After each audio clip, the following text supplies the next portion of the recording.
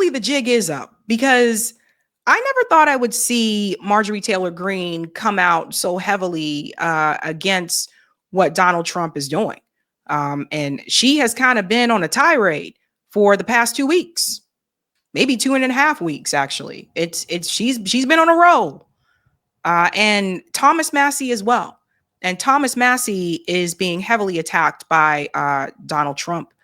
MTG, not so much. But she is saying some things I think people need to hear. And she is being very loud and clear about what she voted for. And apparently, this is not it. Here's a clip of her on Steve Bannon's show. Check this out. Like I said, she's on a roll. You know, I didn't sleep better after neocons and warmongers talked this administration into entering a hot war that Israel started after Netanyahu barely won a vote, Steve, barely won a vote by 2 votes in order to stay in power the day before Israel attacked, an unprovoked attack, Iran. Now, I'm not making apologies for Iran. I have no investment in the terrorist regime of Iran. But the reality is no American slept better after America bombed Iran, because all of a sudden we now have threats on our homeland. We now have warnings from our State Department for Americans overseas. Qatar put out a warning to Americans to shelter in place. Americans in Israel are terrified for their lives, as well as the Israeli people are terrified for their lives because bombs. Let me just say something here. Notice how everybody else is terror except for Israel. Right? Oh my God. Let's go on. Been falling in Israel. And as where, you know, and Americans all over the world are seriously questioning, is this going to be World War III? So no, I didn't sleep better, regardless of Mark Levin's silly name calling. And I don't think any American is sleeping better after this, Steve. Okay, Marjorie Taylor Greene there, very vocal, not too happy about what's happening with these wars. And like I said, she is going on a rampage. Here's a tweet from her earlier. She said this: I spent millions of my own money and traveled the entire country campaigning for President Trump and his MAGA agenda and his promises. So first of all, let's pause there. I didn't know she was spending her own money. Sounds like she should demand a refund. Goes on to say, no more foreign wars. Oh, and Trump's MAGA agenda included these key promises: no more foreign wars, no more regime change, world peace. And this is what the people voted for. Only 6 months in, and we are back into foreign wars, regime change, and World War III. It feels like a complete bait and switch to please the neocons, warmongers, military-industrial complex contracts, and neocon TV personalities that MAGA hates and who were never Trumpers.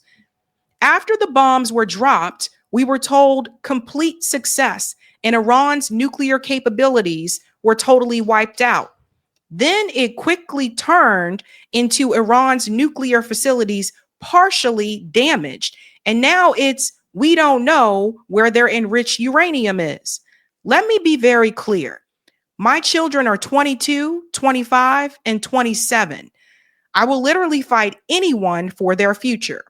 And their future and their entire generation's future must be free of America-last foreign wars that provoke terrorist attacks on our homeland, military drafts, and nuclear war. I am fighting for them to have a future where they can afford to buy a home, afford insurance, invest for retirement, enjoy life, retain their God-given freedoms, afford to raise a family under their Christian faith, not be in debt, safety, and security. And not have our own taxpayer-funded government destroy it all. Contrary to brainwashed Democrat boomers, I think she means what? Contrary to what brainwashed Democrat boomers think and protest about, Trump is not king, MAGA is not a cult, and I can and do have my own opinion. Well, damn.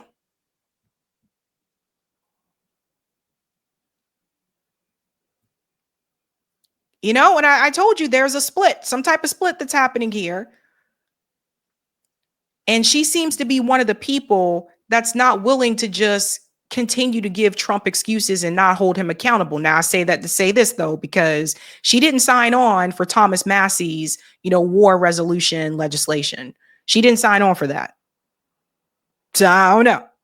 But she's being very vocal about what she voted for and what has happened in return. This is something I would have expected to hear from someone who was not a Trump supporter, especially the part when she said, we're only 6 months in and look at what is happening. So something's happening there with her. Now, does that mean that she will not continue to support Donald Trump? No, I think she'll still continue to support him. But she's saying to be honest with you, everybody should be criticizing the war escalation that is happening. Everybody. I say whether you're anti-war or not, but especially if you voted for Donald Trump because you wanted an end to these wars, you should be criticizing what's happening. And she went on to talk to a reporter here, and she goes on to say that there is a divide happening within MAGA. Listen to this, guys. It's not consistent with the MAGA agenda. Why? Well, I got elected on the exact same campaign promises that President Trump got elected on. We promised no more foreign wars, no more regime change. We promised an America First agenda where we're solving Americans' problems and trying to claw our way out of this $37 trillion debt. Most Americans right now, they care about maybe next weekend's concert, a vacation they plan for the summer. I know my kids' generation who are 22, 25, and 27. This is a generation who it looks very bleak for the future. They can't afford houses. They can't afford insurance. They can't find good paying jobs. They can't afford to buy a car. And groceries cost too much money. Going out to eat costs too much money. And this is a situation that has me most concerned. And that's where my focus lies. But that's also the same focus of President Trump, and that's what we promised. My district voted for me on those promises. They also voted for President Trump on those promises. And I've been very vocal. We don't belong in foreign wars. This is not our war, and it's perfectly okay for me to say that. And I've also stated this, it's okay to have our own opinions. It's okay to disagree on policy. That's what Americans do, and that's what Republicans do. The president said he would not get engaged in foreign wars. He said he would end foreign wars when he was campaigning. Was this move, did it break his campaign promise? I don't think so. As a matter of fact, I think what we just saw develop today, where Iran had a response, an attack on the base in Qatar, I think, and we saw President Trump's measured response, and his message on Truth Social is exactly the same messaging that we elected him for. He wants peace. He wants this to end, and he's going to urge Israel that it's time to end. And it absolutely is time to end. Mm-hmm. All the wars need to end. What's happening in Gaza needs to end. The attack on Iran needs to end. The war between Ukraine and Russia needs to end. All of these conflicts around the world need to end, because the only people they hurt are the people in those countries. And it also hurts the ability for great countries to have great trade deals. And that has an effect on Americans as well.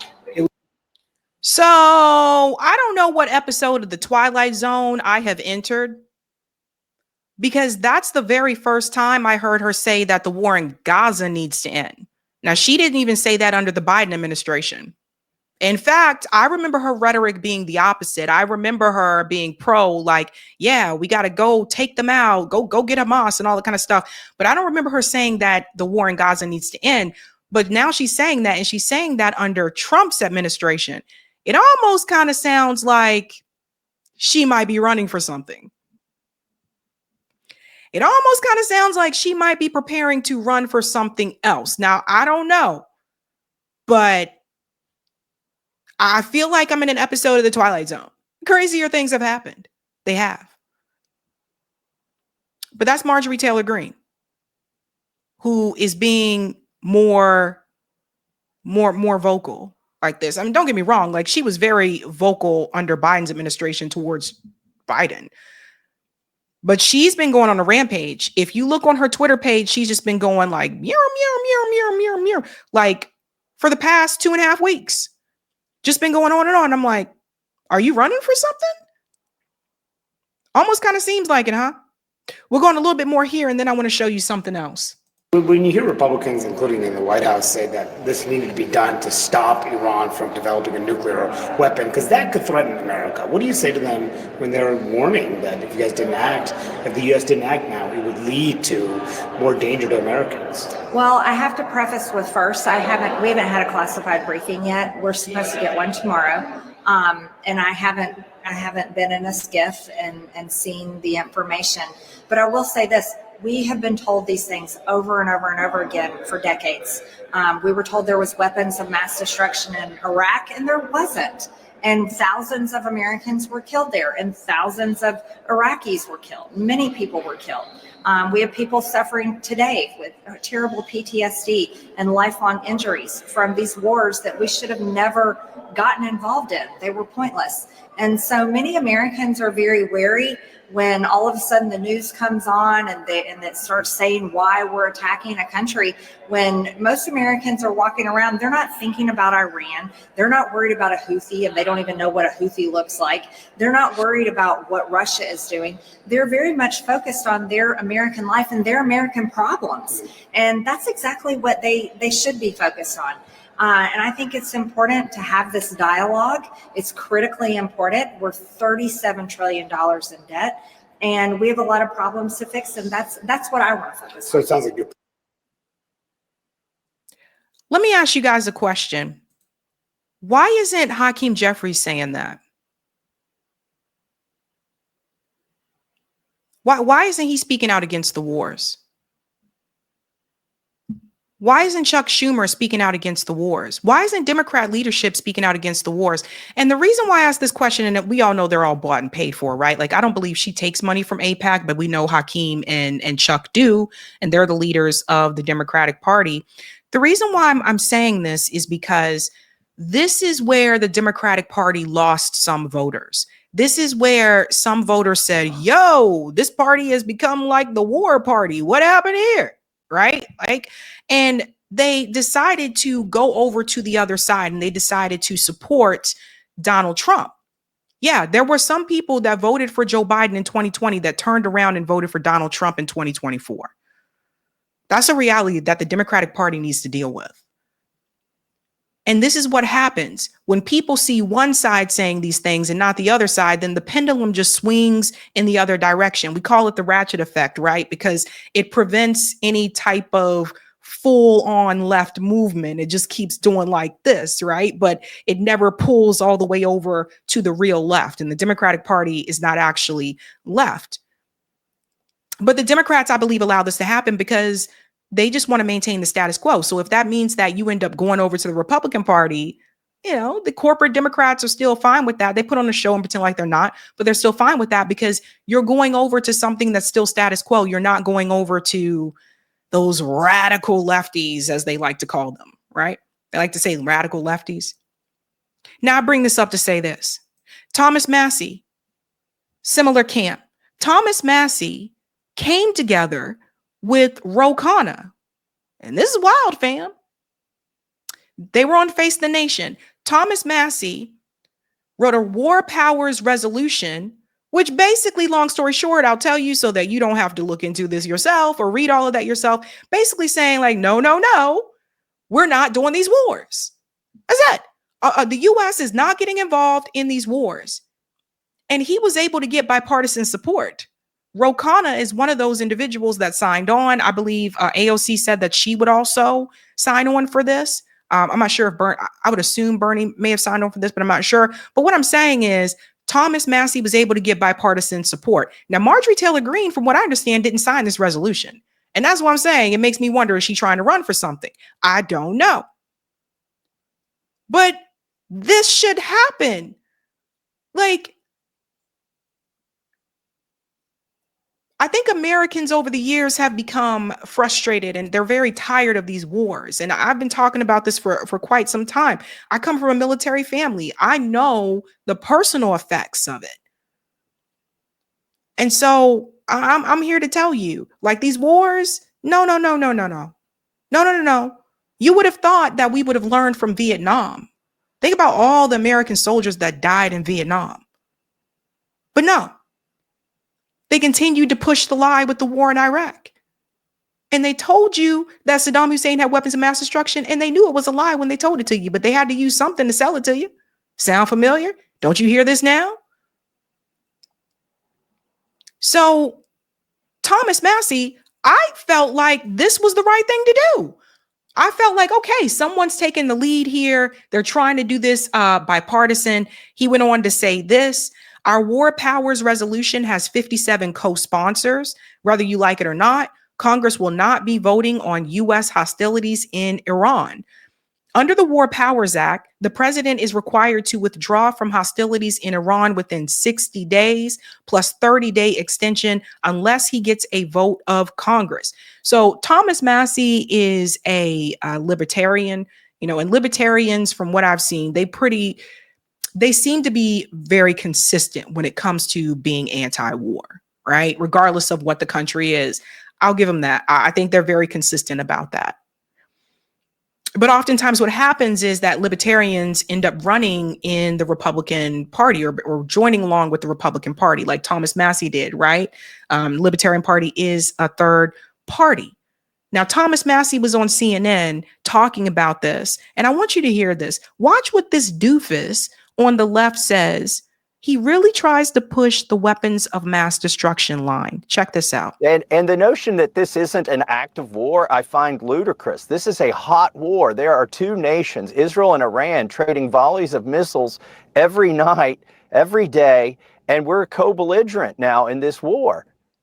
I mean, the vice president went on to say that they needed to act now because there was a narrow window. And if they waited, it could have been too late. And they needed to stop the proliferation of weapons of mass destruction. Do you not share that concern? Where have we heard this before? We have a CNN commentator who is seriously trying to scare us with the weapons of mass destruction line again. Does he forget that Thomas Massie was alive during the Iraq War? Does he forget a lot of us were alive during the Iraq War? Is he serious right now? Are you seriously going with the weapons of mass destruction line? You see what they're trying to do?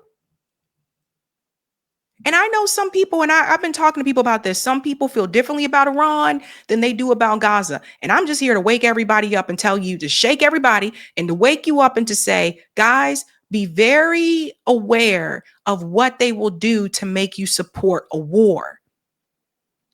They were able to convince a lot of people that we needed to go to war with Iraq. They said Saddam Hussein had weapons of mass destruction, but they showed you no evidence. They're over here telling you now that Iran is building a nuclear weapon, but they show you no evidence. They just keep talking about these things. I've heard Iran has been building a nuclear weapon ever since I was a kid. And every time they told you they were 3 weeks away or a couple days away since the 90s. So be very much aware. Because here's the thing. I noticed the moment that Donald Trump decided to strike Iran, CNN and Fox News were applauding him. They love you when you go to war. They love you when you bomb civilians. They love you when you kill innocent people abroad. To them, that's presidential. And to some of the commentators, they may not feel that way personally, but that's the script that they're supposed to read. And that's how they got that job. Because if they start saying something different, they're gone. Think about all the people that opposed the Iraq War that lost their jobs in media because of it. Let's not forget Phil Donahue, who was a talk show host. He wasn't even on network news, but he was a talk show host. He was against the war in Iraq. He lost his job. Now, I don't know where Phil is today. But if you see Phil, Phil, tell Phil I said what's up. You can think about the music industry as well. Don't forget, some of us are old enough to remember a group called the Dixie Chicks. I think now they just Chicks. But the Dixie Chicks was canceled because they were against the Iraq War. I remember people taking their CDs and throwing them on the ground, burning their CDs. The Dixie Chicks couldn't get a concert booked in certain venues, and they seriously canceled them. And I got to say this, whether you like country music or not, the Dixie Chicks were probably, particularly at that time, one of the best country music acts I saw. I thought that they were phenomenal, very talented. But they said the Dixie Chicks got to go. So we always got to remember the ones that were brave to speak out against it when it wasn't popular to do so. So he's trying to push the weapons of mass destruction. No, I don't share that concern. But I have another concern, and that is that 3 bombings to neutralize Iran may turn out to be the 2025 version of 2 weeks to slow the spread. This could turn into a protracted, prolonged engagement. And I'm here to represent the base of the MAGA party that got Trump elected. Most of us were tired of the wars in the Middle East and Eastern Europe, and we were promised that we wouldn't be engaging in another one. Yet here we see this happening, and there's the president and the administration say, "Oh, we're done. We've had our little bombing, and now this is over." But what happens if this drags on between Israel and Tel Aviv gets pummeled by Iran? Is President Trump going to say we're going to sit by and not do anything in that instance? I'm leery of this given everything that's happened before. Yeah. I mean, he knows. Like we all know. We know how this ends, right? We know how it ends. So Thomas Massie being very vocal, and because of that, Donald Trump came after him. So Thomas Massie shared this and he said, Trump declared so much war on me today, it should require an act of Congress. He goes on to say here, Congressman Thomas Massie of Kentucky is not MAGA, even though he likes to say he is. I'll tell you, this shit is wild. Actually, MAGA doesn't want him, doesn't know him, and doesn't respect him. He is a negative force who almost always votes no matter how good something may be. He's a simple-minded grandstander who thinks it's good politics for Iran to have the highest level nuclear weapon while at the same time yelling death to America at every chance they get. Iran has killed and maimed thousands of Americans and even took over the American embassy in Tehran under the Carter administration. I think people should look more into that story, by the way. We had a spectacular military success yesterday, taking the bomb right out of their hands. That's false. And they would use it if they could. But as usual, and despite all the praise and accolades received, this lightweight congressman is against what was so brilliantly achieved last night in Iran. Massie is weak, ineffective, and votes no on virtually everything put before him. Rand Paul Jr., no matter how good something may be, he is disrespectful to our great military and all that they stand for. Jeez Louise, he went on a tirade here. Bear with me, guys. Not even acknowledging their brilliance and bravery in yesterday's attack, which was a total and complete win. It actually wasn't, and that's been revealed. Massie should drop his fake act and start putting America first, but he doesn't know how to get there. He doesn't have a clue. He'll undoubtedly vote against the great, big, beautiful bill, even though non-passage means a 68% tax increase for everybody and many things far worse than that. MAGA should drop this pathetic loser, Tom Massie, like the plague. The good news is that we will have wonderful American patriot running against him in the Republican primary. And I'll be out in Kentucky campaigning really hard. MAGA is not about lazy, grandstanding, non-productive politicians, of which Tom Massie is definitely one. Thank you to our incredible military for an amazing job they did last night. It was really special. Make America great again. So that was Donald Trump coming after Tom Massie. And as you can see, he wants to primary him. They want him out of there. You don't get in line, they want you out of there. This is why, and I said again, this is why more people need to vote third party. This is why, or for independence. You got to move away from this duopoly, because on both sides. Now, Thomas Massie responded and said, I'm going to program my debt badge to display the number of milliseconds that have elapsed since Donald Trump has tweeted at me last. So this is interesting. He's showing this here. Wow. Yeah. And another thing that Donald Trump said to reply to his previous statement about Thomas Massie, he said, get this bum out of office ASAP. This is crazy. This is crazy. And of course, Tom Massie with a clap back here. For those who want to know what Donald Trump really thinks of me, this should clear things up. So he's referring back to the endorsement that he received from Donald Trump in 2022, where it says Congressman Tom Massie is a conservative warrior for Kentucky's 4th congressional district. An MIT graduate and a first-rate defender of the Constitution, Thomas fights hard to protect your liberties, especially the First and Second Amendments, which are under siege by the radical left. Everybody's radical, right? Strong on the border and our military vets, Tom Massie has my complete and total endorsement. So it sounds like they may try to primary Tom Massie and get him out of there. By the way, I will say this.